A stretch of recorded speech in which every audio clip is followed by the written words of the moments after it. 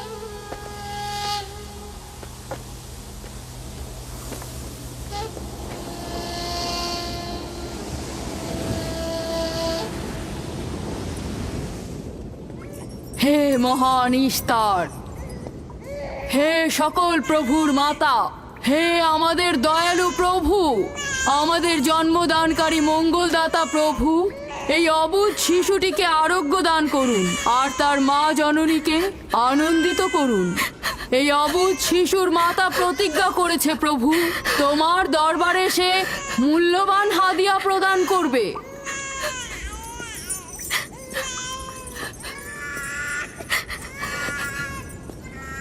আমি মহান ইস্তারের কাছে প্রার্থনা করেছি যেন তিনি তোমার সন্তানকে জীবিত রাখেন। তুমি এখন তোমার সন্তানকে নিয়ে যেতে পারো। তুমি তোমার সন্তানকে ঠিক সেভাবে মানুষ করবে যেন সে বড় হয়ে নিজেকে ইস্তারের সেবায় বিলিয়ে দিতে পারে। আপনিও মহান ইস্তারের কাছে আমি অনেক কৃতজ্ঞ। মহান ইস্তারের ওপর রহমত বর্ষিত হোক। আপনার ওই ইস্তারের মেহেরবানিতে আমার মৃত সন্তান জীবিত অবস্থায় ফিরে এসেছে। ইস্তার মহান, তার ওপর রহমত বর্ষিত হোক। ইস্তার মহান, তার ওপর রহমত বর্ষিত হোক। মহান ইস্তার, তার ওপর রহমত বর্ষিত হোক। ইস্তার মহান, ইস্তার মহান, তার ওপর রহমত বর্ষিত। এই বাচ্চাটির মতো আমাদের সন্তানও নিশ্চয়ই সেরে উঠবে, তাই না? ইস্তার খোদা দয়ালু ও শক্তিশালী, তিনি নিশ্চয়ই আমাদের বাচ্চাকে সাফা দেবেন। হ্যাঁ, আমারও তাই মনে হয়। চলো যাই। তোমাদের এ কি হলো? তোমরা তো নিজেরাই ফেরেশতার সেজদা পেয়েছো, আর এখন কিনা নিজেরাই নিজেদের সেজদা করছো। এই পৃথিবীর সৃষ্টির সকল কিছুই ইনসানকে তাসলিম করে, আর তোমরা কিনা প্রাণহীন নির্জীব পাথরকে তাসলিম করছো। এই শোনো, খবরদার বলছি, তুমি এসব বেহুদা কথাবার্তা বলে আমাদের খোদাকে অপমানিত করবে না। আমি এই কথাগুলো নিজে থেকে বলছি না, আমি খোদা কর্তৃক প্রেরিত কথাগুলো এই কিতাব থেকে বলছি। এটি হচ্ছে আসমানি সহি কিতাব, যা আমার দাদা ইব্রাহিম নবীর উপর নাজিল হয়েছিল। আমি তার দিনের অনুসারী এবং এই কিতাবের প্রচলন ও দাওয়াত প্রদানকারী। নিজে থেকে কিছু বলছি না। ওই আসমানি কিতাবে কি লেখা আছে আমাদের খোদাদেরকে অপমানিত করতে হবে? আমি অপমান করছি না, শুধু প্রশ্ন করছি। যদি জেনে থাকো তাহলে উত্তর দাও, আর যদি না জেনে থাকো তাহলে স্বীকার করো। তোমাদের জিজ্ঞাসা করছি, ওই মন্দিরে রাখা ইস্তারের মূর্তিগুলো কি তোমাদের প্রভু, নাকি তোমাদের তৈরি বস্তু? ইস্তার তোমাদের উপর প্রভাব বিস্তার করে নাকি তোমরা ইস্তারের উপর? ইস্তার তোমাদেরকে শাসন করে নাকি তোমরা ইস্তারকে? পাথরের তৈরি ইস্তার যদি দুর্বল ও অক্ষম হয়ে থাকে, তবে কি করে আমাদের বাচ্চাদেরকে সাফা দেয়? সত্যি কথা, আমরাও দেখেছি। হ্যাঁ, তার হাকিকাত আছে। ইস্তার তার সন্তানকে সাফা দিয়েছে, আমি দেখেছি। ওই প্রজ্ঞাবান যিনি তোমাদের আহাজারি শুনেছেন, তিনি তোমাদেরকে সাফা প্রদান করেছেন, না ইস্তার। যদিও তোমরা খোদা ছাড়া প্রার্থনা করেছ আর তিনি ছাড়া তোমরা সাহায্য চেয়েছ, কিন্তু তিনি সকল কিছু সম্বন্ধে অবগত আছেন, তাই তোমাদের আহাজারিতে তার রহমত বর্ষিত হয়েছে, তোমাদেরকে সে সাহায্য করেছেন। সাধারণ দৃষ্টিতে তোমরা ইস্তারকে দেখেছ, অন্তর্দৃষ্টিতে দেখনি, তাই মূল সাফা প্রদানকারীকে চিনতে পারোনি। ইয়াকুবের কথার মূল অর্থটা আমি এখন বুঝতে পারছি। সে চাইছে যে আমরা আমাদের খোদাদেরকে বাদ দিয়ে তার খোদার ইবাদত করি। আমরা আমাদের খোদার অনেক কল্যাণকর কাজ দেখেছি, তোমার খোদার কি দেখছি? আমি তোমাদেরকে সকলের চাইতে ঊর্ধ্বে অবস্থিত খোদার দিকে আহ্বান করছি। তিনি সৃষ্টির সকল কিছুর চাইতে ঊর্ধ্বে। তাই নাকি? কি করে বুঝবো তোমার খোদা অন্যান্য সকল খোদার চাইতে ঊর্ধ্বে? তুমি আর তোমার খোদা ও ইস্তারের মন্দিরের ধর্মযাজকের মতো স্বর্ণরৌপ্য লুটে নিতে চাইছো না, তা কি করে বিশ্বাস করব? আমার বাস্তব অবস্থা হচ্ছে আমি গভর্নর লাবানের নিয়োজিত রাখাল। আমার কোনো কিছুই নেই, আর কোনো কিছুর জন্য আমি কারো কাছে প্রতিদানও চাইনি। তোমরা কি আমাকে আমার কাজ অন্বেষণ আর রাখালি করা ছাড়া আর কিছু করতে দেখেছো? দেখেনি জন্য কি এখন আমাদের দেখতে হবে? তুমি হয়তো সুযোগের অভাবে ভালো আছো, নয়তো তুমিও কোনো অংশে কম যেতে না। তোমরা সবাই একই রকম। ধর্মকে তোমরা মুখোশ বানিয়ে নিজেদের আখের গুছিয়ে নাও, সহজ সরল মানুষদের ঠকিয়ে তাদের সম্পদের রাজা হও। তোমার কষ্ট বুঝতে পারছি। তোমার সন্তান মৃত্যুর কোলে ঢলে পড়েছে, অথচ কেউ তাকে সাহায্য করতে এগিয়ে আসেনি। না ইস্তার জাদুকর, না ওই মন্দিরের খোদা ইস্তার। তাই সকল খোদাকে দোষারোপ করার অধিকার হয়তো তোমার আছে। মন্দিরের অক্ষম ইস্তারের সঙ্গে আমার কোনো কাজ নেই। আমার কথা তোমার না দেখা প্রভুর সঙ্গে। আমরা অনেক ধৈর্য ধরেছি আর অনেক কষ্টও করেছি। এখন আর কোনো নতুন খোদাদের ধৈর্য ধরার মতো অবস্থা আমাদের নেই। আমাদের ধর্মযাজক আসছে, ফারাজ তার কথার শাস্তি পাবে। পালাও ফারিস, তুমি পালাও। ওইদিকে পালিয়েছে। ওইদিকে যাও, ওকে বন্দি করে নিয়ে এসো।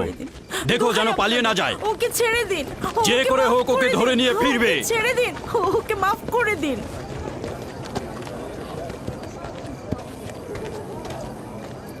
যদি শুধুমাত্র গভর্নরের জামাতা না হতে, তাহলে আমি জানি তোমাকে কিভাবে শায়েস্তা করতে হয়। মন্দিরের কোনো প্রতিনিধির সাথে আমার কোনো কাজ নেই। তোমরা সবাই চলে যাও। ইয়াকুবের কুফরি কথায় তোমরা কেউ কান দেবে না, আর কেউ বিশ্বাস করবে না। তোমরা কি কেউ দেখছো না? হ্যাঁ, এই ইয়াকুব তার কুফরি কথাবার্তার কারণে ফাদ্দানে দুর্ভিক্ষ নিয়ে আসছে। আমাদের ধর্মযাজক ঠিক কথাটাই বলেছেন। ইস্তারের অভিশাপে বালা মুসিবত আসার পূর্বেই চলো চলো আমরা এখান থেকে চলে যাই।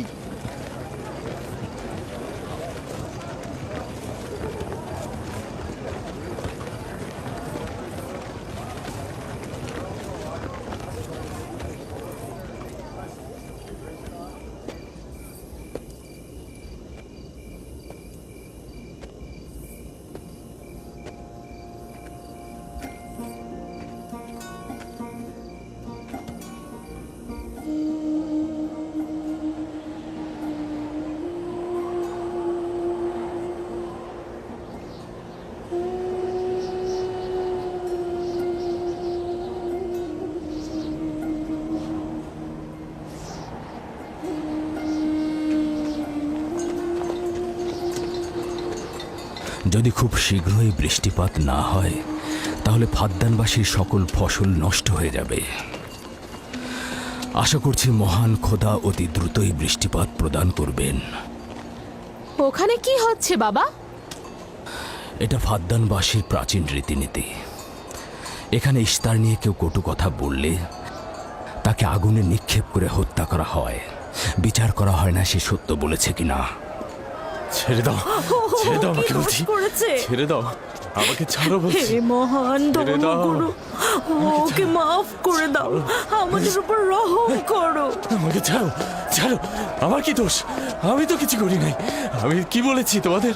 আমাকে আমাকে এভাবে বেঁধে নিয়ে যাচ্ছ? আমাকে ছাড়ো। শোনো, তুমি এখানে ভেড়ার পালগুলো দেখে রাখো, আমি একটু আসছি। ছাড়ো, ছাড়ো, ছাড়ো আমাকে। এই, ছেড়ে দাও, ছেড়ে দাও, ছেড়ে দাও। এই, তোমরা তোমরা নির্মমতা করছো।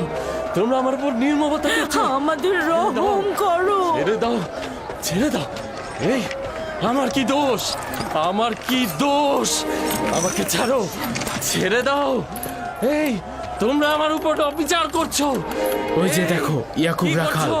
গভর্নর লাবানের জামাতা। এটা ঠিক করছো না। আমাদের উপর দয়া করুন, আমাদের উপর রহম করুন। কাফের শাস্তি একটাই। ফাদ্দানবাসী, তোমরা যে এগিয়ে রাখো, তোমরা অবশ্যই শাস্তি পাওয়া উচিত। একদম ঠিক না, আমার উপর অবিচার হচ্ছে। আমি কিন্তু আমাকে এভাবে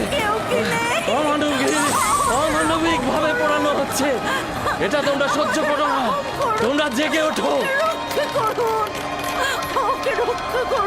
আমাকে বাঁচাও, বাঁচাও ফাদ্দানবাসী, আমাকে বাঁচাও ফাদ্দানবাসী। আমি বলছি আমি কোনো অন্যায় করিনি। অভিযুক্ত ফারাজ ইস্তারের শত্রু ও পাথর দিয়ে ইস্তারকে আক্রমণ করতে চেয়েছে এবং আমাদের খোদাকে অসমর্থ ও নালায়েক বলে আখ্যায়িত করেছে। ফদ্দান শহরের প্রাচীন রীতিনীতি অনুযায়ী যে আমাদের খোদা ইস্তারকে অবমাননা করবে তাকে অবশ্যই আগুনে নিক্ষেপ করে হত্যা করা হবে। ফাদ্দানবাসী, তোমরা কি এরকম চুপ করে পাথরের মতো আমাকে দেখে যাবে? তোমরা কি কিছুই বলবে না? আমাকে এরকম অমানবিক ভাবে অত্যাচার করে পোড়াতে যাচ্ছে এই লোকজন। তোমরা কি কিছু বেচারা ফারাজ। তোমরা কি নিশ্চুপ হয়ে সারা জীবন দেখে যাবে? ফাদ্দানবাসী, রক্ষা করো আমাকে, কেউ তো এগো। একদিন আমার মতো তোমাদের কেউ এভাবে পুড়িয়ে ফেলবে ওরা। তোমরা চুপ করে থেকো না। তোমরা এভাবে আমাকে মেরো না, আমার প্রাণ ভিক্ষা দাও, আমাকে এভাবে মেরো না।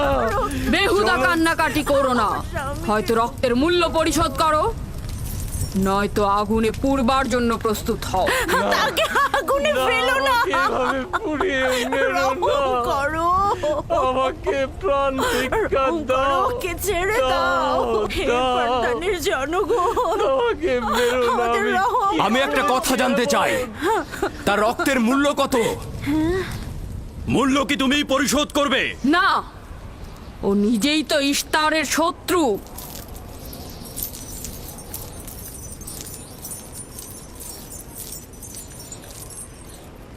তুমি নিজেই তো ইস্তারের শত্রু। প্রথমে তোমার নিজের রক্তের মূল্য পরিশোধ করো। তাহলে আমাকে বন্দি করছো না কেন? বন্দি করো। অগ্নিপিণ্ডের মধ্যে নিক্ষিপ্ত হওয়া তো আমাদের বংশের প্রাচীন ঐতিহ্য। আমার দাদা ইব্রাহিম, উনিও তো একবার নমরুদের আদেশে অগ্নিপিণ্ডের মধ্যে নিক্ষিপ্ত হয়েছিলেন। এখন পর্যন্ত তুমি যে গ্রেপ্তার হওনি তার কারণ তুমি হচ্ছ গভর্নরের ভাগিনা। তার অর্থ দাঁড়াচ্ছে এই যে আমার মামা গভর্নর লাবান ইস্তারে খোদাকে অবমাননা করতে পারে কোনো শাস্তি ছাড়াই। ওকে গ্রেপ্তার করো আর ওর দাদার মতো ওকেও আগুনে নিক্ষেপ করো।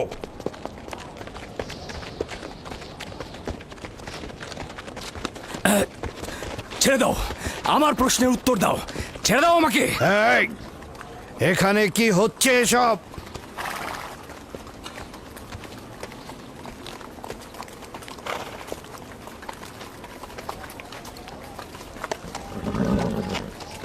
ওকে ছেড়ে দাও আর অভিযুক্তকারীকেও মুক্ত করো।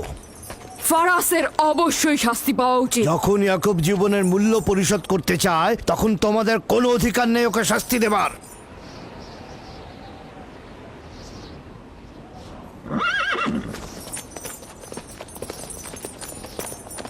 তাকে মুক্ত করে দিন।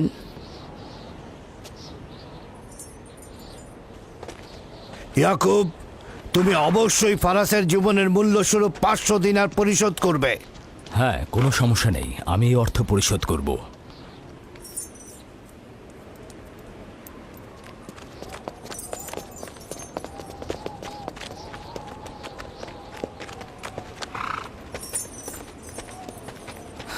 খোদা তাআলা আমার দয়ালু মামাকে হেফাজত করুক। ইয়াকুব, আমি তোমাকে কতক্ষণ এরকম বিপদ থেকে বাঁচাতে চোখে চোখে রাখবো?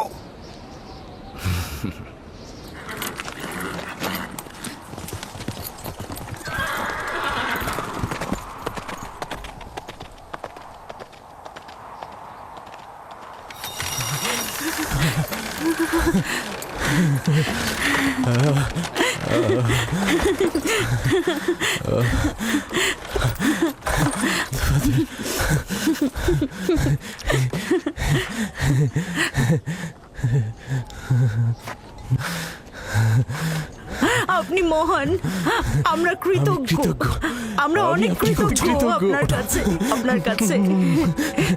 আমার জীবনের মূল্য স্বরূপ যে অর্থ আপনি প্রদান করবেন তার বিনিময়ে সারা জীবন আমি আপনার কৃতদাস হয়ে থাকবো। আপনি মহান, আপনি মহান। আপনি ফারাজকে মৃত্যুর হাত থেকে বাঁচিয়েছেন, আপনি আমাদের নতুন জীবন দিয়েছেন। হয়েছে হয়েছে, এবার এসো এসো।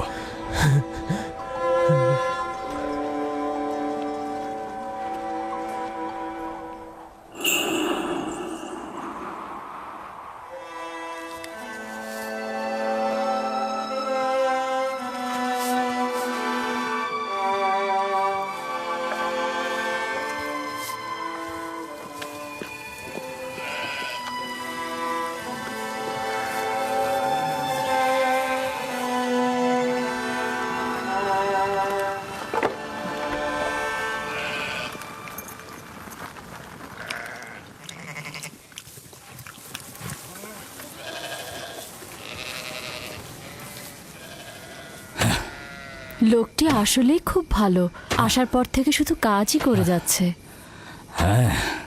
বছরের পর বছর ইস্তার, ফাদ্দান ও ব্যাবলের লোকজনকে অন্যায়ভাবে কোরবানি দিয়ে আসছে।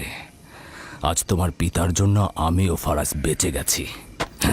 আপনি ওর জীবন বাঁচিয়েছেন বলেই ও ইস্তার পূজা ছেড়ে এক খোদার ইবাদতে মশগুল হয়েছে। হ্যাঁ, তা হয়েছে রাহেলা।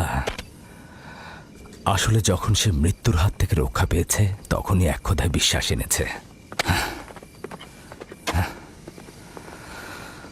আমাদের মুসাফির কখন পৌঁছবে?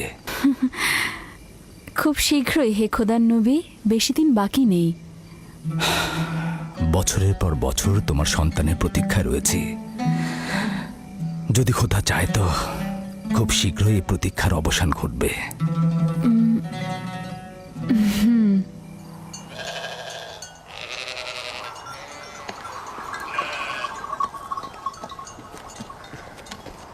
ইস্তেকদার, তোমার ও তোমার পরিবারকে সালাম।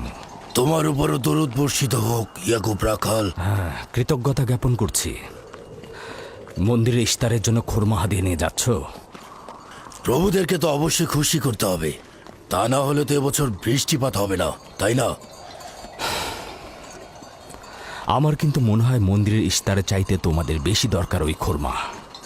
তোমার কাজ হচ্ছে আমাদের খোদাকে অপমানিত করে আমাদেরকে রাগান্বিত করা, তাই তো? তোমরা কি নিশ্চিত যে ইস্তারের মন্দিরের ওই পাথরের মূর্তিগুলো সত্যিকার অর্থে বৃষ্টি বর্ষিত করতে পারবে? তোমার এসব কুফুরি কথাবার্তার কারণেই আমাদের মন্দিরের খোদা নাখোশ হয়েছে, আর এই কারণেই ফাদ্দানের আকাশে আজ মেঘ নেই।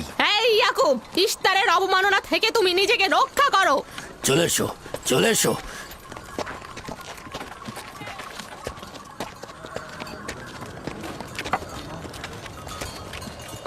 এটা তোমাদের কেমন বিবেচনা? তোমরা শক্তিশালী ও দয়ালু এক খোদাকে রেখে নির্জীব পাথরের উপাসনা করছো।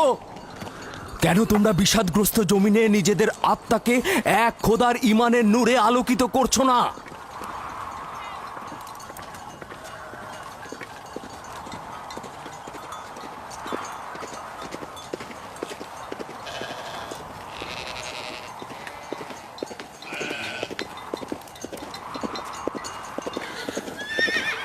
হে মহান ইস্তার ইলাহি, তোমার ফলপ্রসূ এই মন্দিরখানা তোমার শত্রুদের রক্ত দ্বারা পবিত্র করব।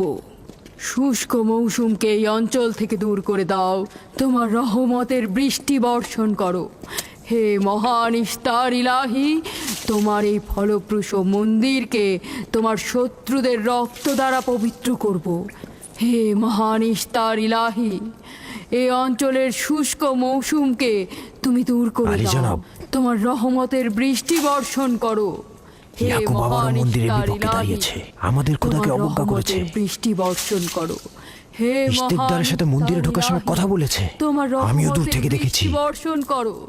হে মহান ইস্তার ইলাহি, তোমার ইয়াকুব হাত গুটিয়ে বসে থাকবে না। ধ্বংস করো, তোমার দুশমনদের ধ্বংস করো, আর ফারদানের জনগণের উপর রহমতের বৃষ্টি বর্ষণ করো।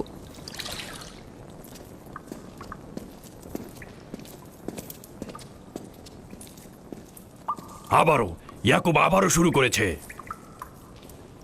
আশা করছি ওর উপর এবার খোদার লানত বর্ষিত হবে। এখন আমাদের কি করা উচিত? লাবানকে এখানে ডাকো, তার সাথেই সমাধান করব। যত তাড়াতাড়ি সম্ভব লাবানকে আমন্ত্রণ করো।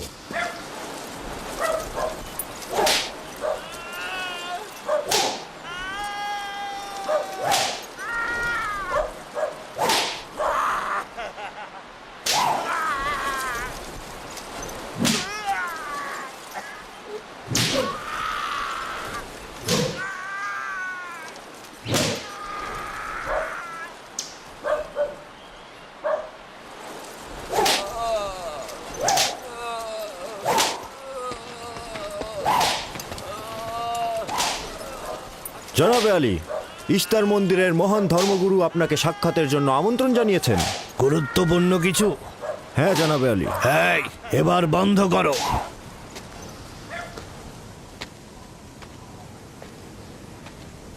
তুমি যদি আবারও চুরি করেছো তাহলে তোর আর আঘাতে আর জীবিত ফিরবে না।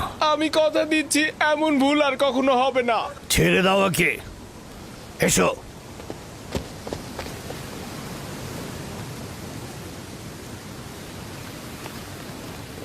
প্রকৃতপক্ষে বিষয়টা আসলে আপনার জামাতা ইয়াকুবকে নিয়ে। ইয়াকুবের আমলনামা তার নিজের সঙ্গে সম্পৃক্ত।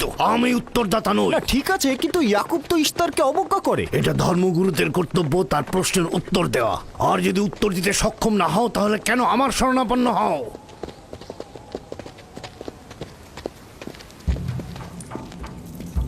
খোদার চাইতেও বড় খোদা মহান ইস্তার রাগান্বিত হয়েছেন। আমি দুর্ভিক্ষ দেখতে পাচ্ছি, যা ফারদানের জনগণের জন্য শুষ্ক মৌসুম আর মৃত্যুর কারণ হতে যাচ্ছে। জনাবে আলী, আমি তার আপনি একটু মধ্যে অপেক্ষা করুন, আমি শোকার্ত ধর্মগুরুকে অবস্থা খবর দেখতে দিচ্ছি। পাচ্ছি। মহান ইস্তারকে সে রাগান্বিত করেছে। এ অপমান ইস্তার সহ্য করতে পারছেন না। কেউ একজন ইস্তারকে খেপিয়ে তুলেছে। যে মহান খোদাকে অপমান করেছে সে দ্রুতই শাস্তি পাবে।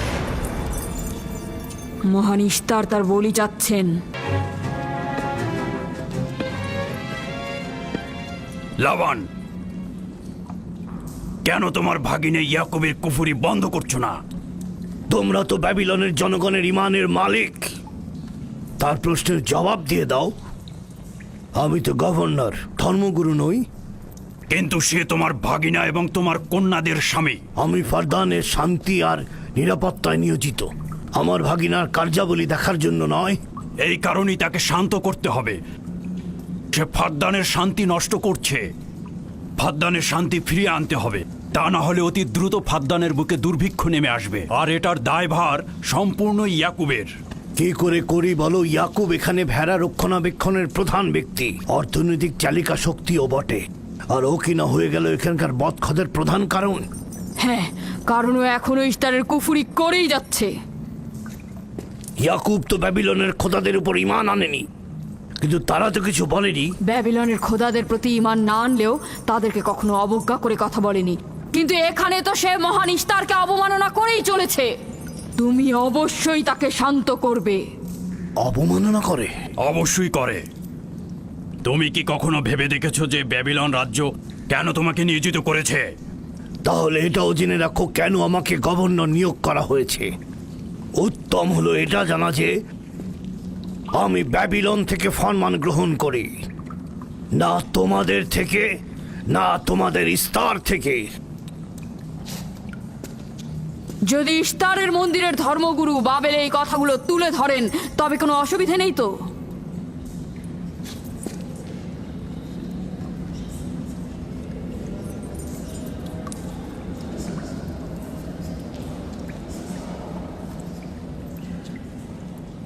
ঠিক আছে, আমি ইয়াকুবের সঙ্গে কথা বলছি। ইয়াকুবকে বলে দেবেন, আর কখনো যদি আমার পরিবারের সাথে ইস্তার নিয়ে কোনো কটু কথা বলে তাহলে তাকে আগুনে নিক্ষেপ করা হবে। কুকুরের ছানা তার বাবা মার কাছে ঘেউ ঘেউ শেখার আগে নেকড়ের কাছে ছিন্ন ভিন্ন হয়ে যায়। তোমার নিজের জবানের হেফাজত করো। এবারের মতো ক্ষমা করে দিচ্ছি, পরের বার কিন্তু করব না।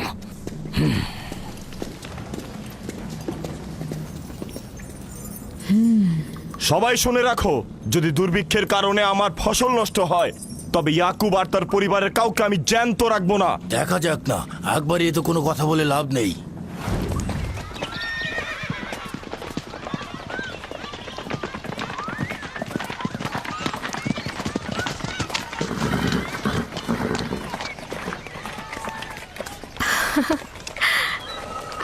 আব্বাজান এসেছেন।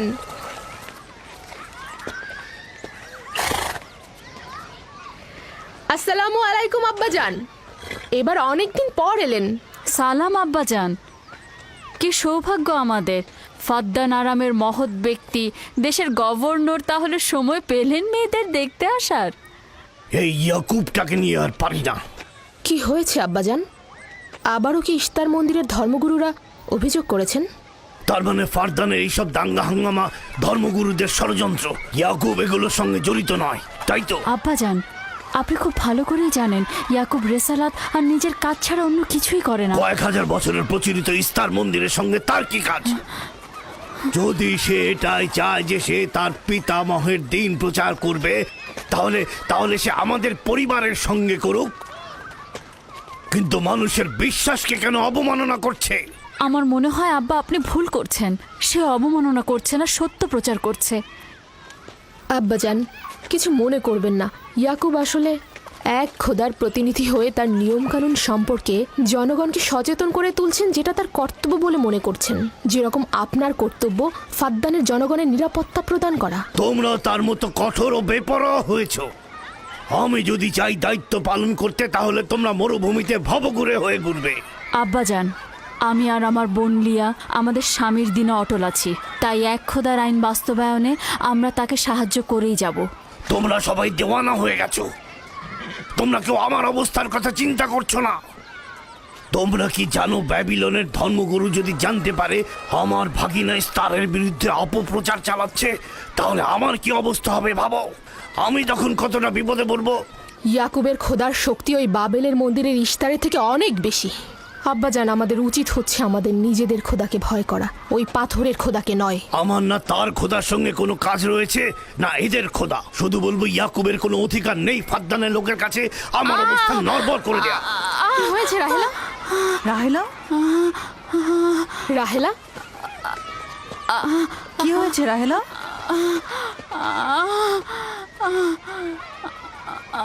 রাহেলা, রাহেলা, কি হলো তোমার? এমন করছো কেন? আলহামদুলিল্লাহ, মনে হয় সময় হয়ে গেছে। যাও, ধাত্রীকে খবর পাঠাও। আচ্ছা আচ্ছা, যাও, চলো আমরা সবাই মিলে ওকে ঘরে নিয়ে যাই। হ্যাঁ চলো চলো। চলো ঘরে নিয়ে এই যে, যাই ওকে। আস্তে আস্তে পলাশ, বলুন জনাব। যাও তুমি মরুভূমিতে যাও, ইয়াকুবকে বলো এখনই যেন চলে আসে। খুবই দ্রুত যাও। জি আচ্ছা। আমার ঘোড়াটা নিয়ে যাও।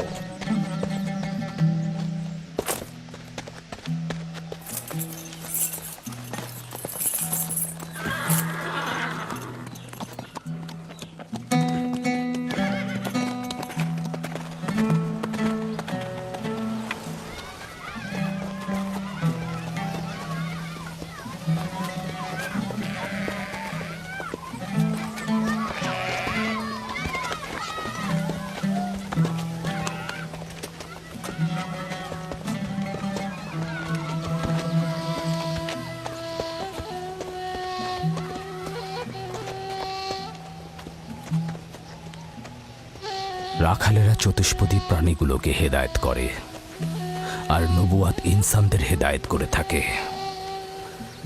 সম্ভবত এ কারণেই অধিকাংশ নবী রাখাল ছিলেন। আমি ইসরায়েল ভেড়াগুলোর সঙ্গে আমার সন্তানদেরও মরুভূমিতে নিয়ে এসেছি, যাতে তারা হেদায়েত গ্রহণ শিখতে পারে। আমার সন্তান বনি ইসরায়েলেরা কেন ক্ষমতা ও পেশি শক্তিকে মূল দণ্ড হিসেবে মনে করছে? আমি তো তাদেরকে পেশি শক্তি বা জোর করে চাপিয়ে দেওয়া কোনো কিছু শিক্ষা দেইনি। তোমরা কি শুরু করলে? তোমরা কি শুরু করলে? ওঠো, ওঠো শামুন, ওঠো। আমার উত্তরাধিকারী ও পরিবারের প্রধান সেই হবে যে খোদাকে সবচাইতে বেশি ভালোবাসবে। ইব্রাহিম ও ইসহাক ছিলেন সর্বোৎকৃষ্ট। তার মানে এই নয় যে তারা অধিক শক্তিশালী ছিলেন। শক্তি দিয়ে সবকিছু জয় করা যায় না।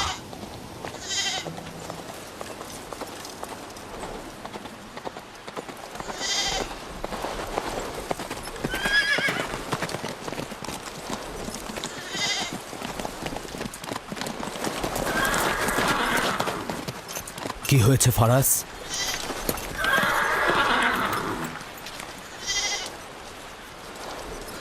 তোমরা ভেড়াগুলোকে নিয়ে আসো।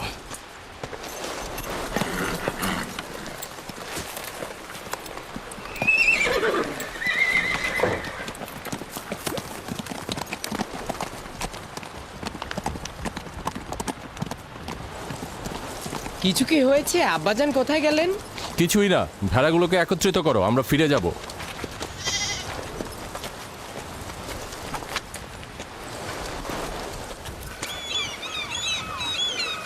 বেল হ্যাঁ, রাহেল তো তোমার সতীন। রাহেলের সঙ্গে তোমার অনেক ভালো সম্পর্ক দেখছি। ওই সন্তান না থাকায় ভালো সম্পর্কটা ছিল।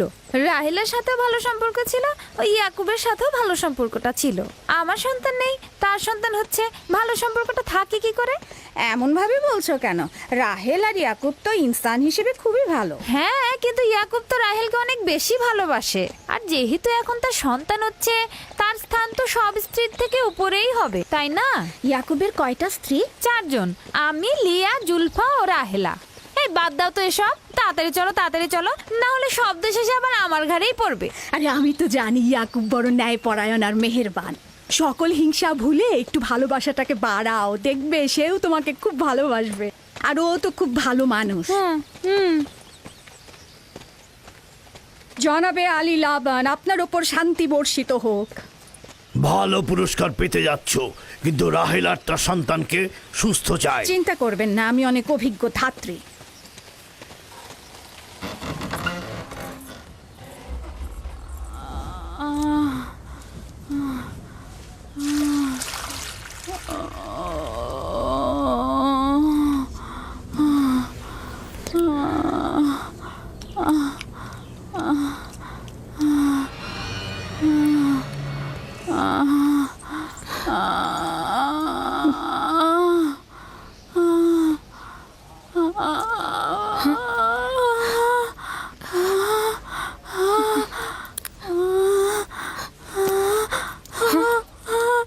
চিন্তা করো না, সব ঠিক হয়ে যাবে, খোদা মহান।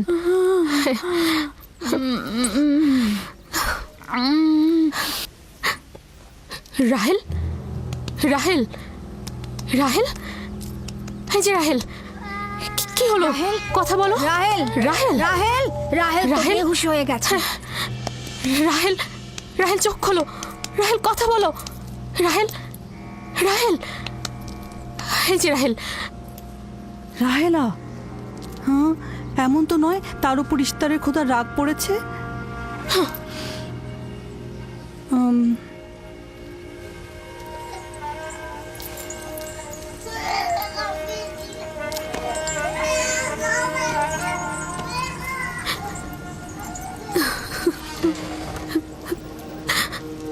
ওকে রাখো।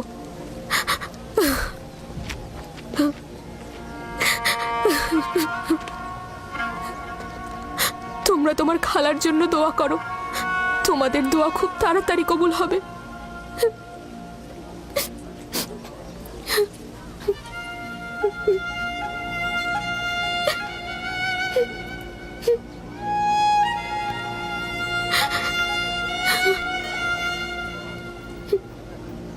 তোমরা কাজ করছো না কেন?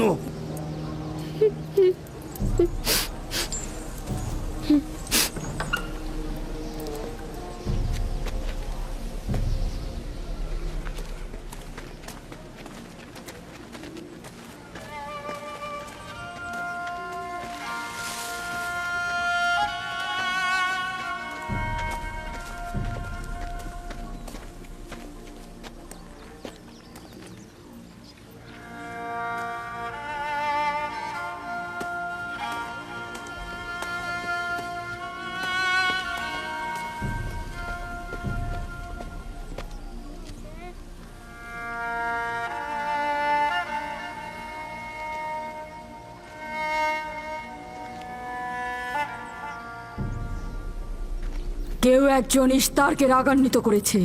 আগুন ও রক্ত দেখতে পাচ্ছি, অলক্ষণে মৃত্যুর ছায়া সর্বত্র দেখতে পাচ্ছি। আগুন প্রথমে কাফেরের পোশাকের নিম্নাংশ গ্রাস করবে। যারা ইস্তারকে অবমাননা করেছে, অতি দ্রুতই তাদের ধ্বংস আসন্ন। হ্যাঁ, ইস্তার তাকে ক্ষমা করবে না, অতি দ্রুতই সে তার শাস্তি পাবে। আমার মনে হয় ওরা ইস্তারের অভিশাপের ফল ভোগ করছে। ইয়াকুব তো সব সময় ইস্তারকে অবজ্ঞা করে কথা বলে। হ্যাঁ, ইশতার বলেছিল কুফরিকারী কাফের তার রোশানল থেকে রক্ষা পাবে না। ইয়াকুব তো ইশতার আর তার খোদাকে নিয়ে কত বেহুদা কথা বলেছে, মনে হচ্ছে তারই ফল ভোগ করছে।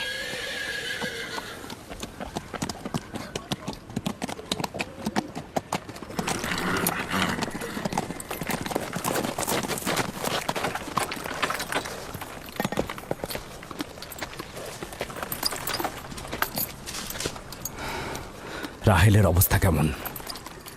আমি কিছু বলতে পারছি না।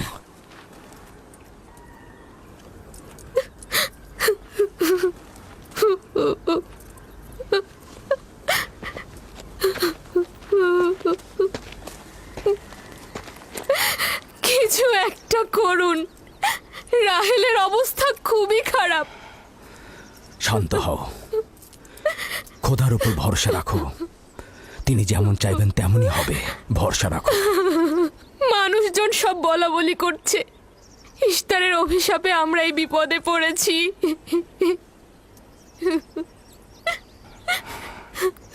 খুব ভালো, এবার দেখা যাক রাহেল ও তার সন্তানের খোদা সবচাইতে বেশি শক্তিশালী নাকি ওই ইশতারের খোদা। খোদা রহম করো। তোমরা রাহেলের দিকে লক্ষ্য রেখো, আমি একটু আসছি। কোথায় যাচ্ছেন? আমাদের এই অবস্থায় ফেলে যাবেন না। শান্ত থাকো, আমার একাকিত্বের প্রয়োজন। তুমি খোদার সঙ্গে যা করার করো, আমি হাত পা গুটিয়ে বসে থাকতে পারবো না। আমি অবশ্যই হেকিমি চিকিৎসার ব্যবস্থা করব। আমি চিকিৎসকের নিকটে যাচ্ছি, প্রকৃত চিকিৎসক।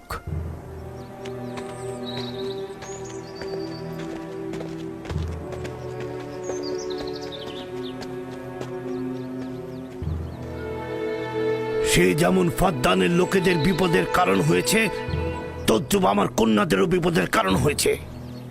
জানি না ওর সঙ্গে কি করব।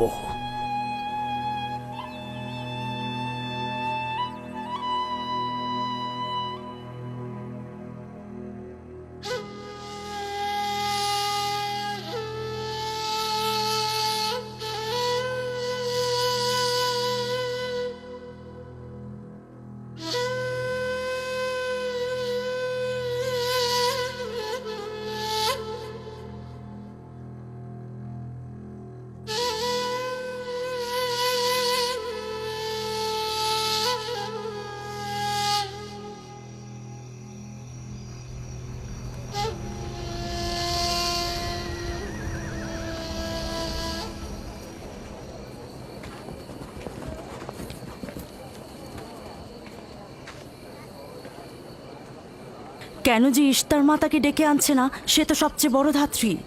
হ্যাঁ, তারা বলছি।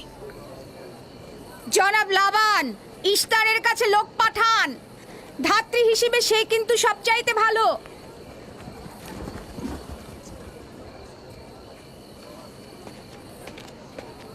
যাও গিয়ে খোঁজ নাও ইস্তার আছে কিনা। যা চাই তাই দেবো। বলবে লাবান বলেছে যদি তার কন্যাকে নাজাত দাও, ইয়াকুবকে ফাদ্দান থেকে বার করে দেবো আর তার পাপ থেকে ইস্তার মন্দিরকে রক্ষা করব। যাও।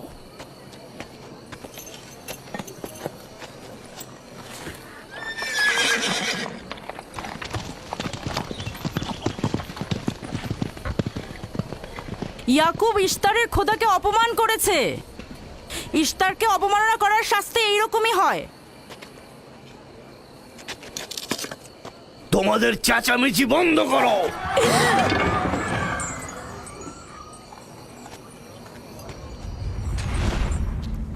ইয়াকুবকে বলো কেন সে তার খোদার কাছে সাহায্য চাচ্ছে না। আমি যদি তার জায়গায় থাকতাম তবে অবশ্যই এ সময় আমার খোদাকে ভুলে যেতাম না। আমাকে পাঠিয়েছেন জনাব লাবান। তিনি কথা দিয়েছেন তার কন্যাকে যদি নাজাত দিতে পারেন, ইয়াকুবকে ফাদ্দান থেকে বের করে দেওয়া হবে। আমার দৃষ্টিতে এটা সর্বোত্তম সময় ফাদ্দানবাসীকে মহান ইশতারের কুদরত সম্পর্কে জানিয়ে দেবার এবং তার শক্তিমত্তা সম্পর্কে বুঝিয়ে দেবার এটাই উৎকৃষ্ট সময়। যদি রাহেলাকে বাঁচাতে পারো তাহলে তোমাদের উপর ফাদ্দানবাসীর ঈমান বৃদ্ধি পাবে। এখানে স্বর্ণরৌপ্যের ভাণ্ডার হবে। রাহেলের মৃত্যুও একই পরিণাম নিয়ে আসবে। বাদ দাও, মরে যাক। খুব ভালো, যাও এই কথাই গিয়ে বলো। রাহেলের মৃত্যু ইশতারের অভিশাপের ফল। একক খোদার ইবাদত করা এবং ইশতারকে দেখেও না দেখার ভান করার এমনটাই ফল।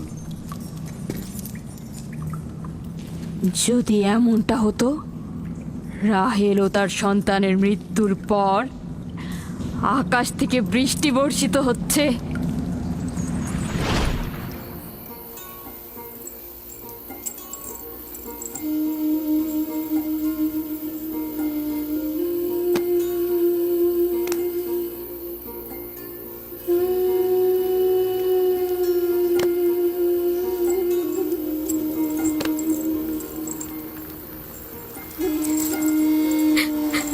রাহেল, রাহেলা, রাহেলা, তুমি শুনতে পাচ্ছ?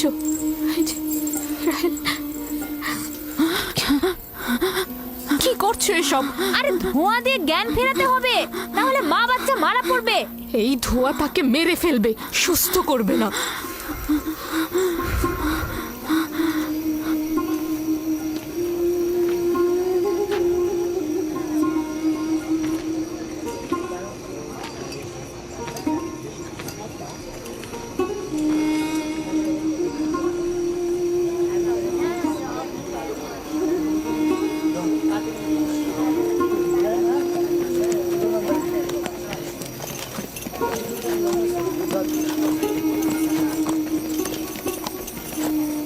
ইশতার মাতে আসছেন। দেখা যাক এবার কার খোদা বিজয়ী হয়, ইয়াকুবের খোদা নাকি মন্দিরের খোদা। আরে পরিষ্কার বোঝা যাচ্ছে বিজয়ী হবে ইশতার।